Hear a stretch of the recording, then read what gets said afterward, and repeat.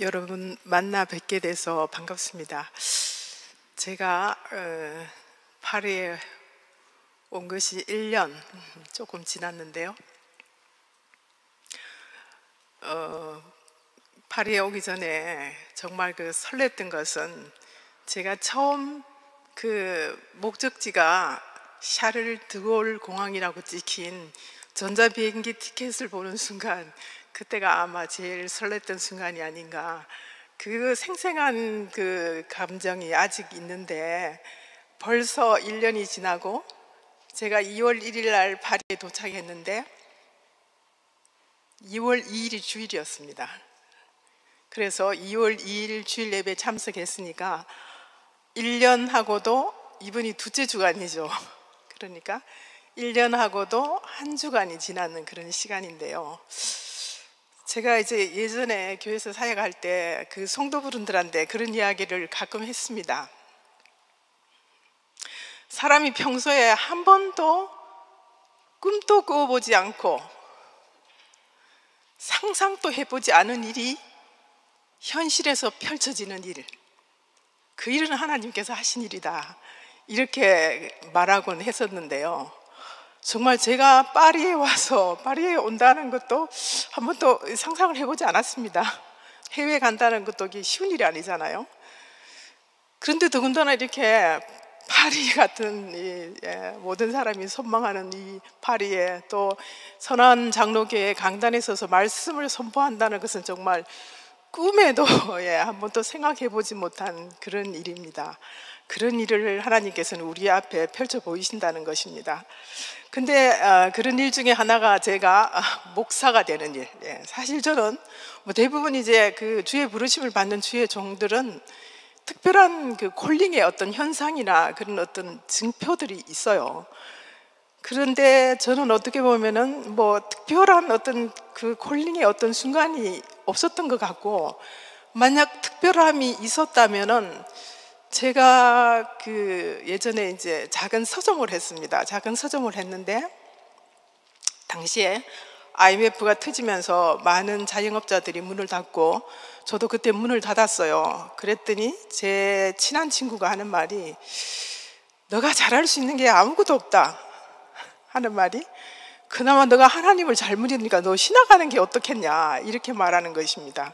참 어떻게 보면 이게 정말 황당한 이야기죠. 왜냐하면 신학하고 주의 부르심을 받아서 하나님의 일을 하는 것은 정말 아무나 할 수 있는 일이 아니고, 대부분 어릴 때부터 준비되어지고 훈련되어지고 마음으로 되어져서 그렇게 부르심을 받는데, 근데 어쨌든 그 친구는 저보고 신학하라면서 그냥 대충 이야기하고 내가 싫다면은 지나가는 정도가 아니라 저를 아주 몰아붙이기를 너무 심하게 해서 결국엔 제가 그냥 좋다고 하고 이제 공부를 시작하게 됐는데, 제가 신학을 한다니까 이제 제일 반대한 사람이 저하고 가장 친한 교회 집사님이셨습니다. 아주 심하게 반대를 하셨는데, 그 반대한 그분은 어떻게 보면은 또 나름대로 저를 걱정해서 염려해서 그렇게 말씀을 하셨겠죠. 왜냐하면은 그때 제 나이가 50이었습니다. 그러니까 이분 말씀이, 야 손집사야, 그때 제가 집사였으니까요, 50이면은 사람들이 하던 일도 다 그만두는 나이인데 지금 무슨 시작을 하느냐, 이렇게 말씀하시는 것입니다. 100번 맞는 말이죠. 그럼에도 불구하고 결국은 제가 신학을 하게 됐는데요. 저를 이제 신학교 가라고 강권적으로 몰아붙였던 그 친구는 결국 제게 학부에 3천만 원, 신대원 때 2천만 원의 학비를 지원해 주었습니다. 제가 이 이야기를 하면은 다들 믿기지 않는다는 표정들이십니다. 놀랍죠. 어쨌든 그렇게 염려 가운데 출발을 했는데 신학을 하고 오늘 오늘 선한장로교회 강단에까지 오게 되었고, 오늘 이제 본문으로 돌아가서 우리가 함께 본문 말씀을 나눠보겠습니다. 오늘 민수기 말씀, 민수기는 백성들의 숫자를 센다는 그런 의미가 있죠. 책명이 있는데, 이 사람 숫자 세는 것을 하나님은 좋아하지 않으세요.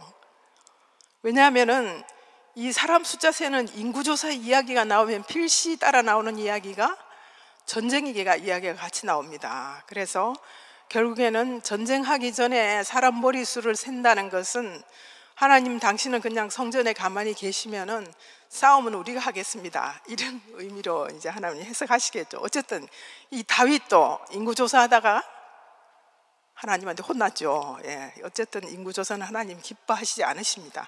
그럼에도 불구하고 오늘 본문에서는 하나님께서 인구조사를 직접 명령하십니다. 예, 민수기에는 인구조사하는 이야기가 2번에 걸쳐서 나옵니다. 2번 인구조사를 하는데, 인구조사를 하는 이유가 이제 그 광야를 지나면은 일단 에돔 족속을 만나게 될 거고, 또 그 위로 올라가면은 또 모압 족속을 만나게 됩니다.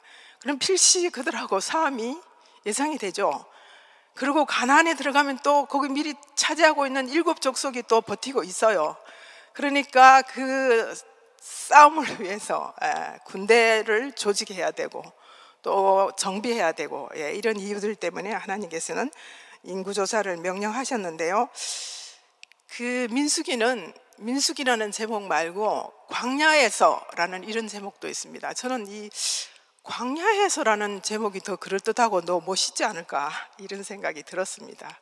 그런데 광야에서는 히브리어로 베미드바르, 베미드바르, 드바르, 여러분 다 웬만한 분들은 히브리어 지식이 없어도 이 드바르가 거기서 다바르가 나왔다는 걸 다 알고 계실 것입니다. 말씀을 의미하죠, 말씀. 그래서 그 광야는 말씀이 들려지는 곳, 이렇게도 우리가 해석을 해볼 수가 있겠습니다. 그런데 요즘 선한장로교회에서 어떻습니까? 코로나 같은 이 광야를 지나면서 말씀에 얼마나 열심들인지, 저도 이때까지 이렇게 파리선한장로교회에 와서 지난 1년 동안 하루에 5장씩 성경을 읽으면서 정말 이렇게 말씀 공부를 열심히 해본 적이 없었던 것 같습니다. 어쨌든 이제 이스라엘 백성들은 시내산을 출발하여서 가데스 바네아에 이르렀습니다. 가데스 바네아, 지금 여러분들 다 이제 뭐 다 눈에 익힌 지도겠지만은 한번 지도를 보시면은 이 성경 이야기가 더 생생하게 들려질 수 있으니까 가데스 바네아가 어디쯤 위치해 있는지, 바란 광야, 신 광야 거기 있는데 지도를 한번 보여주시겠습니까? 네, 보입니까? 뒤에 계시는 분 잘 안 보이시죠? 요 붉은 밑에 네모친 데가 시내산이고 또 그 윗부분 네모친 데가 가데스 바네아입니다. 그 다음 사진을 또 한번 보시겠습니다. 가데스 바네아에서 하나님께서는 이제 정탐꾼을 보내죠.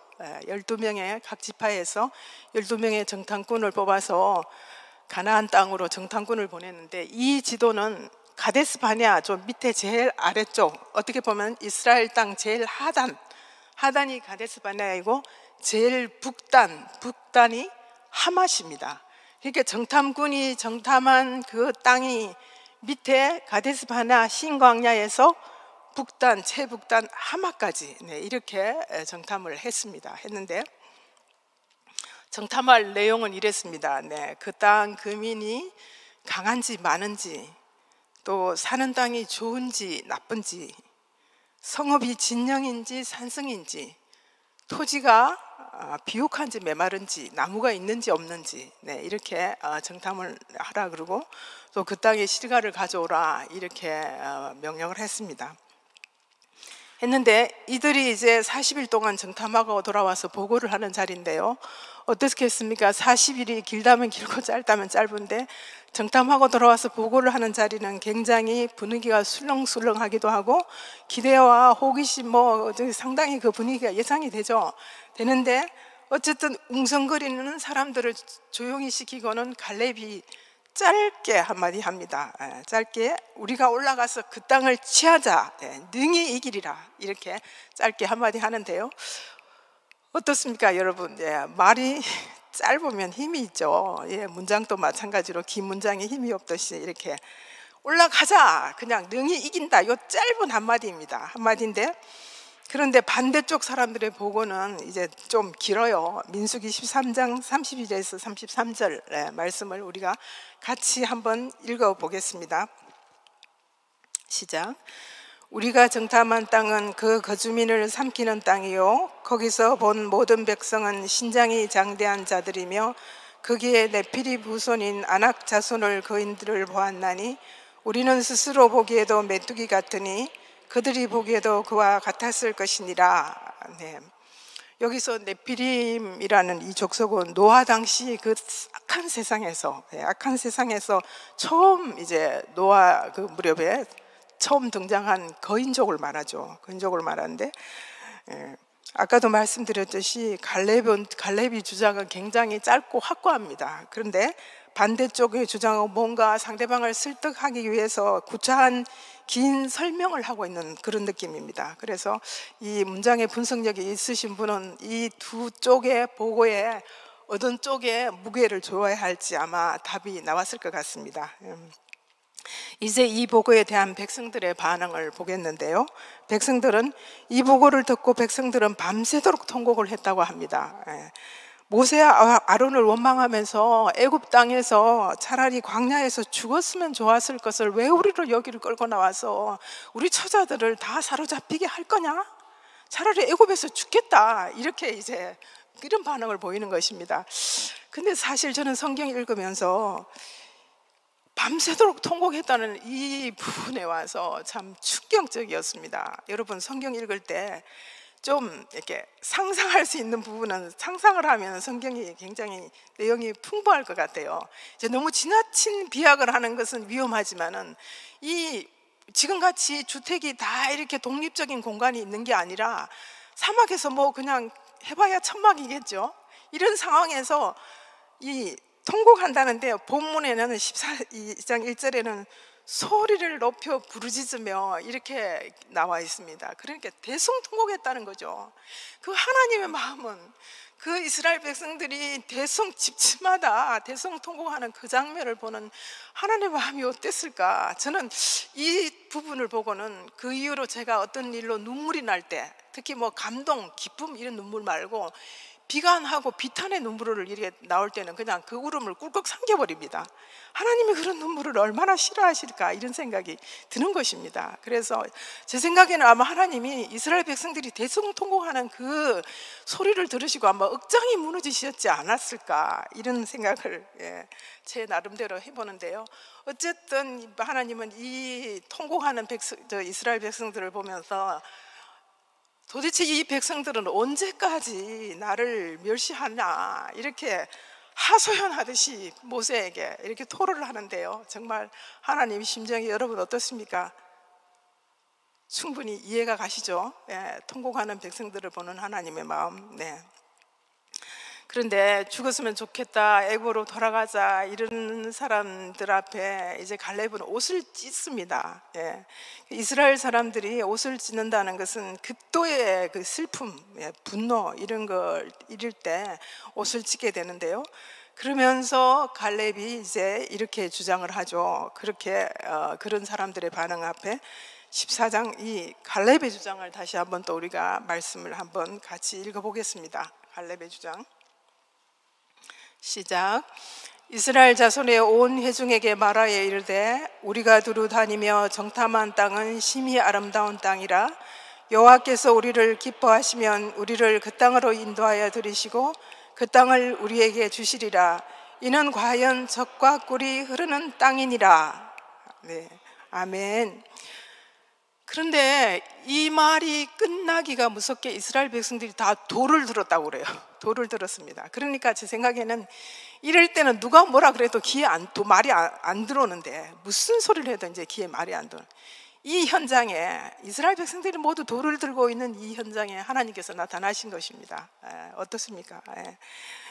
애굽에서 10가지 재앙을 통해서 애굽 신들을 다 심판하시고 또 하나님께서 시내 산에 이르기까지 보여준 그 기적이 놀랍죠. 여러분들 뭐 홍해의 기적과 뭐 여러 가지 광야를 지나오면서 시내 산까지 오기에 기적들을 기억하실 것입니다. 그럼에도 불구하고 그들은 10번씩이나 하나님을 시험했다고 합니다. 하나님은 하나님이 되셔야 하는데 계속적으로 원망과 불평을 하면서 하나님을 시험한다는 것입니다, 이 백성이.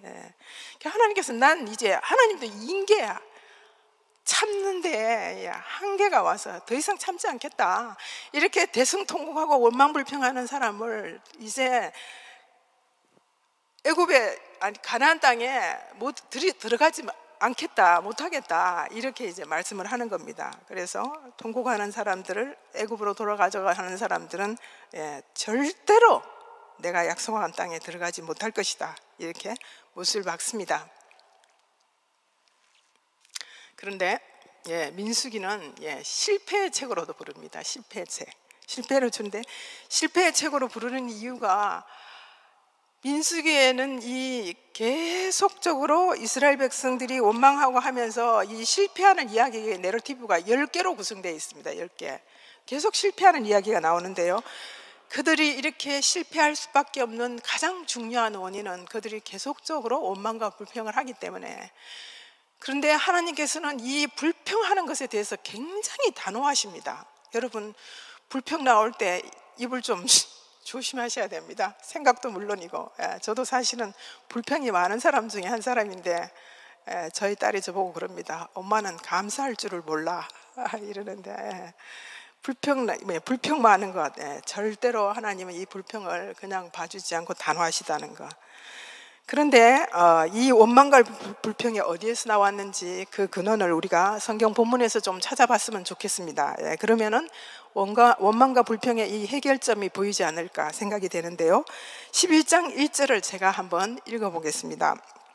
여호와께서 들으시기에 백성이 악한 말로 원망하며 여호와께서 들으시고 진노하사 여호와의 불을 그들 중에 붙여서 진영 끝을 사르게 하시매.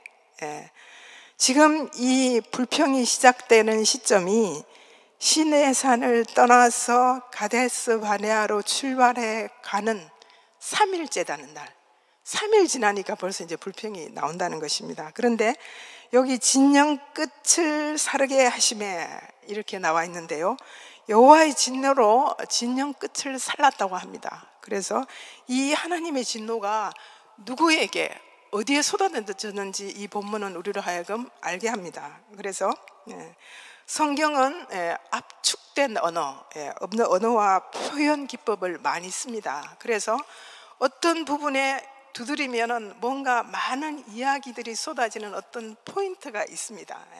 진영 끝, 진영 끝이라는 말씀이 구절이 그렇습니다. 그래서 행렬의 맨 끝에 있는 사람이 그냥 뒤에 끝에 따라오다가 억울하게 당했다는 이야기가 아니라, 그 끝에, 진영 끝에 있는 그 사람들 가운데 무슨 일인가 벌어졌다는 것입니다. 그럼 그들은 누구인가? 그들은 누구인가도 또 이 본문 중에 또 그걸 암시하는 말씀들이 다 있습니다. 11장 4절에 있는데요, 제가 한번 읽어보겠습니다.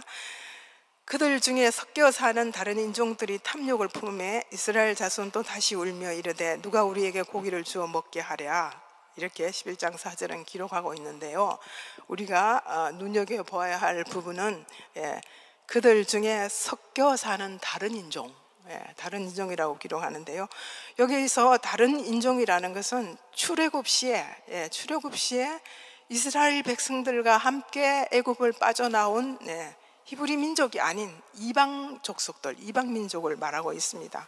출애굽기 12장 38절에는 수많은 잡족과 양과 가축들이 다 같이 나왔다는 기록이 있습니다. 그들은 할례를 받기 전에는 이스라엘 12지파에 소속될 수 없었습니다. 없고 그들은 또 하나님의 신앙도 또 가나안에 대한 소망도 없었습니다. 그래서 광야 여행 중에 뭔가 어려운 고비 때마다 제일 먼저 불평불만을 터뜨렸던 무리들입니다. 그래서 이들이 탐욕을 품고 생선, 오이, 파만을 타령을 했습니다. 탐욕이 뭡니까? 탐욕은 탐해서는 안 되는 욕심이죠. 근데 광야에서 지금 파마늘까지 먹겠다고 하는 것입니다. 지금 그러면서 하는 말이, 그런 오이, 생선, 파, 마늘 뭐 이런 것들을 못 먹어서 우리가 기력이 딸린다, 이렇게 말을 합니다. 그런데 개성 개혁 말고 한글 개혁에는 이 기력을 정력으로 표시하고 있습니다. 그래서 이 사람들이 기력이 딸린다는 얘기가 무슨 얘기인지, 이들의 생각이 어디 있는지 우리로 하여금 알게 하는데요. 어쨌든 이런 불평과 불만은 어떻습니까? 금방 이 전염성이 아주 이 코로나보다도 더 전염성이 빨라서 이스라엘 공동체 전체를 죄에 빠뜨리는 그런 결과를 가져오게 되는 것입니다. 근데 지금의 교회도 마찬가지죠. 앞서서 열심히 일하시는 분들, 잘 훈련되고 신앙적으로 성숙한 분들, 이런 분들은 대체적으로 불평이 별로 없죠. 없는데 하나님의 신앙에 대한 확신이 서지 않고 세상적인 가치를 그대로 가지고 있으면서 신앙생활을 하시는 분들, 이런 분들이 대체적으로 교회가 하는 일이 못마땅하고 불평이 많습니다. 왜냐하면 하나님이 하시는 일에 대한 이해가 부족한 것입니다. 그런데 정탐꾼들의 보고 내용에도 그런 현상이 보입니다. 갈렙과 여호수아는 안악자손이 안 보이는데 하필 다른 쪽의 10명은 왜 하필 안악자손이 눈에 들어와서 가나안에 대한 소망이 먼저 앞서는 것이 아니라 우선 눈에 보이는 것, 세상적인 것. 그래서 안악자손이 먼저 눈에 들어오니까 두려움에 빠지고 결국에는 자신이 뭐가 됩니까? 자신들이 뭐가 됩니까? 메뚜기가 됐지 않았습니까? 다 메뚜기가 됐습니다. 자신들을 다 메뚜기로 저 거대한 몸이 아주 거대한 거인종에 비해서 자기들은 너무 이제 보잘것없다, 메뚜기들이 되는 것입니다. 사실 이 이스라엘 땅, 제가 옛날에 이스라엘 땅 여행하면서 첫 느낌이 그랬습니다. 젖과 꿀이 흐르는 이 이스라엘 땅이 가나안 땅이라고 그러는데 아무리 봐도 제가 보기에는 젖과 꿀이 흐르는 땅으로 보이지 않았습니다. 북쪽에는 그래도 제가 보기에는 조금 나무도 있고 물도 좀 흔하고 이런데 남쪽은 완전히 사막입니다. 근데 여기 젖과 꿀이 오죽하면 제가 이스라엘을 비하하는 것 같아서 이스라엘 여행 다녀와서 서울 인천공항에 내렸는데 여기가 젖과 꿀이 흐르는 땅 같다는 생각이 들더라고요. 그래서 이 가나안 땅이 젖과 꿀이 흐른다는 것은 정말 젖과 꿀이 흐른다는 의미이기보다는 하나님께서 이스라엘 백성들에게 약속해서 주는 땅이니까 그 땅이 그 언약에 의해서 하나님과 잘 살아가면은 그 땅은 분명히 젖과 꿀이 흐르는 땅이 되는 것입니다. 그런데 이 사람들, 이 갈렙과 여호수아 외에 10명의 이 정탐꾼들을 눈에는 그런 게 보일 리가 없죠. 그런 신앙적인 어떤 영적인 성숙이 안 된 것입니다. 그래서 계속 이제 부정적인 이야기를 하게 되는데요. 정탐꾼 이야기는 그 민수기에서 가장 절정입니다. 클라이막스입니다. 아주 중요한 본문이죠. 제가 중요한 본문을 설교하는데 중요한데 이게 이제 정탐꾼 생각하면 우리가 제일 먼저 떠오르는 것은 부정적인 보고, 긍정적인 보고. 여러분 어떻습니까? 정탐꾼 하면은 제일 먼저 성경을 읽어서 조금 성경 지식이 있는 분들은 정탐꾼의 부정적인 보고와 긍정적인 보고 이렇게 먼저 머리에 떠오를 것입니다. 성경 이야기에서 이곳에서처럼 이 두 국면을 선명하게 대립시켜서 보여주는 것도 잘 없는 것 같습니다. 그런데 저는 이 부정적인 보고 또 긍정적인 보고를 제 나름대로 이 긍정적인 보고는 전진 모티브가 아닐까, 또 부정적인 보고는 후진 모티브가 아닐까, 이런 생각을 해보는 것입니다. 그런데 하나님께서는 항상 전진 모티브를 사용하셔서 우리로 하여금 앞으로 갈 수 있게 합니다. 그런데 인간들은 주로 후진 모티브를 사용합니다. 후진 모티브는 앞으로 가지 못하게 뒤에서 잡아당기는 모티브가 후진 모티브입니다. 그럼 제 친구 이야기를 설교를 시작하기 전에 제 친구 이야기를 했는데요. 제 친구 이야기를 이제 다시 생각해 보면은 나이 50인데 지금 뭘 시작하냐 이러면서 염려의 조언을 아끼지 않은 그 친구는 어떻습니까? 후진 모티브입니다. 예. 신학을 해라 그러면서 아주 그금을 지원해 주는 모티브는, 친구는 전진 모티브로 사용한 것이죠. 네. 그래서 오늘 제가 파리순환 장로교회 강단에서 설교할 수 있는 영광을 아는 것도 전진 모티브를 사용한 친구 덕입니다. 예, 물론 그건 이제 친구를 통해서 하나님께서 하셨겠죠. 예, 분명히 그렇게 믿습니다. 예. 이제 말씀을 한번 정리를 해보겠는데요. 창세기에서 민수기에 이르기까지의 내러티브를 한번 깊이 묵상을 하면서 우리는 성경 읽을 때 이제 대체적으로 내 자신의 입장에서, 우리 사람들의 입장에서 성경을 이해하고 또 하나님을 이해합니다. 그런데 오늘은 하나님의 입장이 좀 돼보면, 하나님의 입장, 그래서 카메라 이 앵글을 하나님께 바짝 갖다 대고 한번 말씀을 정리해 보겠는데요.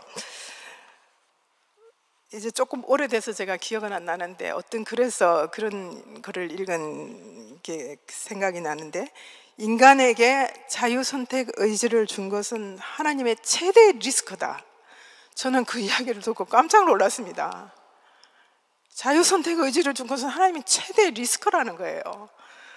그래서 아담과 하와 사건 이후에 하나님은 이거 내가 뭘 잘못했나 고민에 빠지지 않으셨을까 이런 생각도 하게 되는 것입니다. 제가 이런 이야기를 하면 어떤 분들은 무슨 거룩하신 하나님, 전능하신 절대 주권을 가진 하나님이 무슨 고민 같은 걸 하나, 이런 반문을 하는 분도 계실 텐데 어떻습니까? 하나님은 질투도 하시는데 고민을 왜 안 하시겠습니까? 네. 질투도 어떻게 보면 고민이에요. 여러분 질투해 보셨습니까? 이미 내게서 마음이 떠난 상태를 돌이키는 것은 고민이죠. 그래서 하나님이 고민하세요. 고민하십니다. 고민하시는데요. 어떻습니까? 하나님은 우리는 하나님의 형상을 따라 지은 바 되었다고 하죠. 그런데 하나님께서도 인간의 형상, 하나님의 형상을 따라 지음받은 우리 인간들이 고통이 있고 아픔이 있고 눈물이 있고 슬픔이 있듯이 하나님께서도 고통과 아픔과 눈물과 슬픔이 다 있으세요. 그래서 고민하십니다. 고뇌하십니다. 하나님도. 그러면 지금 이 코로나 상황 가운데는 하나님이 어떠실까요? 포지션이? 하나님은 어떠실까요? 지금? 여러분, 코로나의 상황에 하나님이 어떠실 건지 한 두 분 정도만 대답을 좀 해보시면, 지금 하나님 심정이 어떠실까요? 대답해 보실 분 안 계시나요? 속으로 생각들은 나오고 계시겠죠. 이 코로나 상황을 해석하기 위해서 별별 주장을 다 합니다. 하나님이 진노하셨다. 무슨 진노는 아니다. 아니면 또 제2의 종교개혁이 일어나야 된다. 이런 별별 이야기들을 다 합니다. 어찌 보면 이 코로나 상황은 광야길을 들어서는 이스라엘 백성들과 같습니다. 어떻게 제가 민수기를 하다 보니까 정말 그 광야를 들어서는 이스라엘 백성과 지금 코로나의 어려움 중에는 우리와 참 이게 상황과 처지가 참 비슷하다는 생각을 하게 되는데요. 14장 25절에는 이렇게 기록하고 있습니다. 아말렉인과 가나안인이 골짜기에 거주하나니 너희는 내일 돌이켜 홍해 길을 따라 광야로 들어갈지니라. 하나님께서 광야로 들어갈지니라 이렇게 말씀하십니다.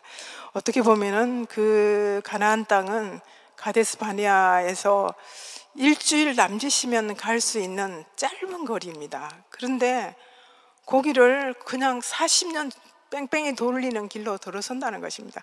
한번 지도를 보시겠습니다. 한번 지도를 보시겠는데요.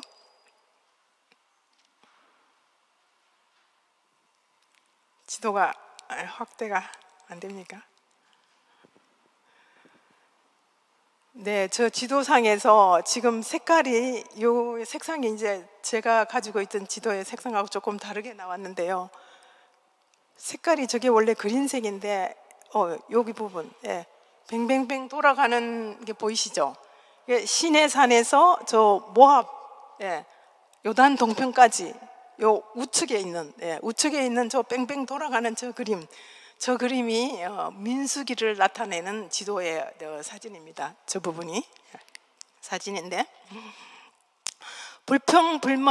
불만한 세대가 다 죽을 때까지 38년 동안 광야에서 이스라엘 백성이 헤매게 되죠. 헤매게 되는데 고난의 행진의 시작입니다. 이스라엘 백성들이. 저는 40년을 그 많은 인원이 어떻게 광야에서 지날 수 있었는지 참 상상하기가 어렵다는 생각을 했습니다. 제가 예전에 이스라엘 여행을 갔을 때 유대 광야를 갔었는데요. 그때 저는 이제 햇빛이 너무 무서워서 양산을 쓰고 있었는데 제 종아리에 햇빛이 비치는데 그 피부가 따가워서 계속 서 있을 수 없을 정도로 유대 광야는 그렇습니다.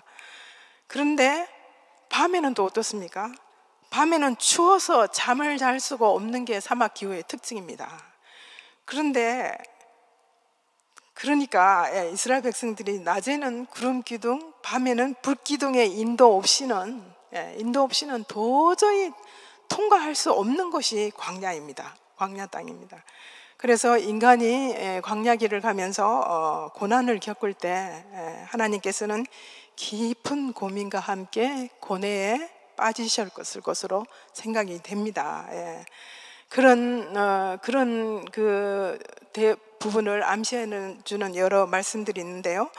나를 원망하는 이 회중에게 내가 어느 때까지 참으랴, 이 하나님의 안타까움이 들어있는 이런 구절들이 있습니다. 애가 텄을 것 같습니다. 하나님께서 애간장을 태운다는 말이 있지 않습니까? 계속되는 이스라엘 백성들의 불평과 원망이 하나님의 애간장을 태우는 그런 시간들이 아니었을까, 그런 생각을 하는 것입니다.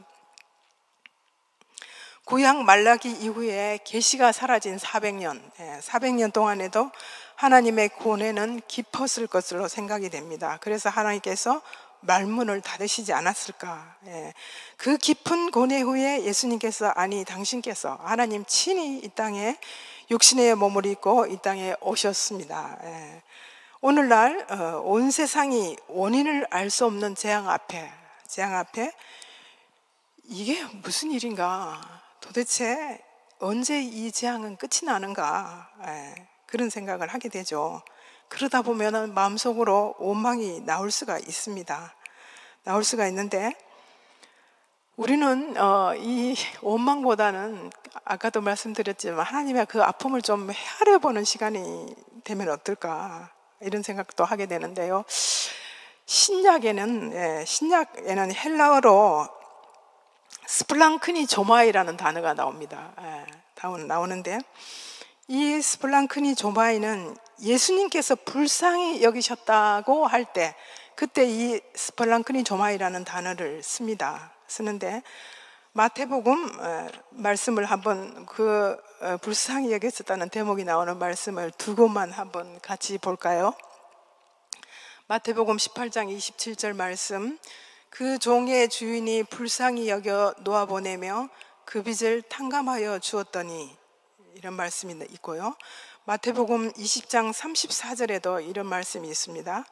예수께서 불쌍히 여기사 그들의 눈을 만지시니 곧 보게 되어 그들의 예수를 따르니라. 이런 불쌍히 여긴다는 대목이 여러 군데 나오는데 예수께서 불쌍히 여기시면은 뒤어 빚을 탕감받고 또 보이지 않던 눈이 보이게 되는 회복과 치유의 역사가, 나중에 이제 신약 성경을 보시면서 유심히 보시면은 불쌍히 여긴다는 단어 뒤에는 분명히 하나님의 어떤 이런 치유나 회복의 역사가 분명히 필시 일어납니다. 유심히 한번 보시기 바랍니다. 나는데 이 구절들에서 불쌍히 여기셨다는 이 헬라어 스플랑크니 조마이는 원래 이제 스플랑크논, 한번 저도 헬라어를 잘 모르는데 여러분 한번 스플랑크논이라는 이 단어, 또 스플랑크니 조마이, 스플랑크논이라는 단어는 내장, 간장, 창자 이런 걸 뜻하는 그런 단어입니다. 다른데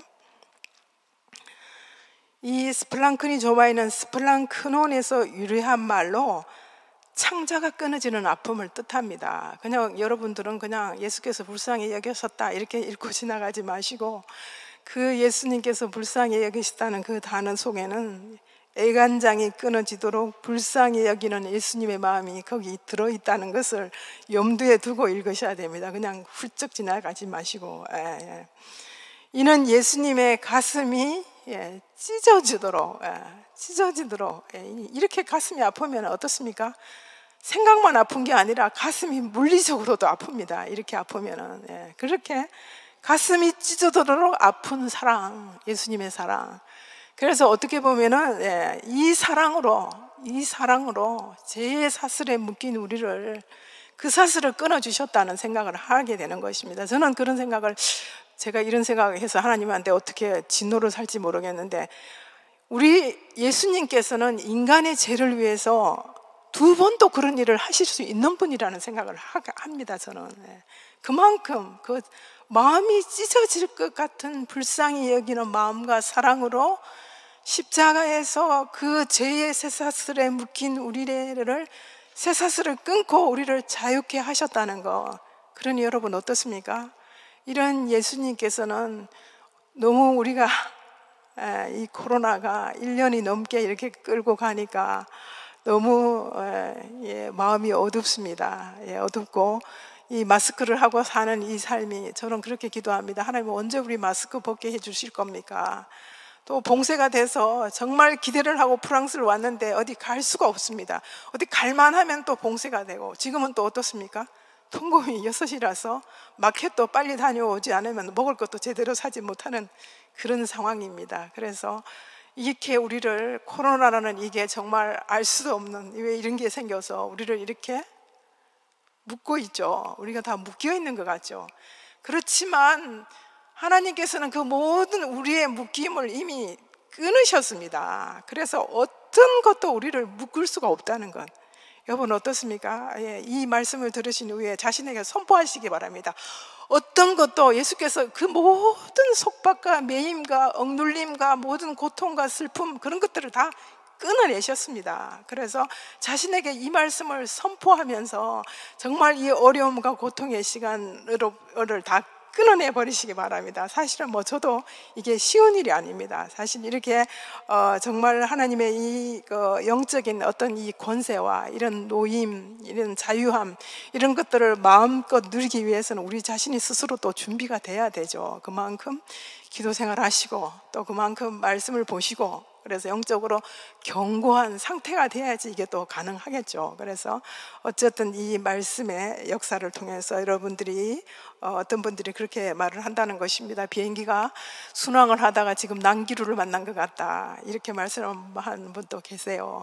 그렇지만 우리는 이 난기류를 기필코 뚫고 지나가야 됩니다. 목적지까지 가야 하니까.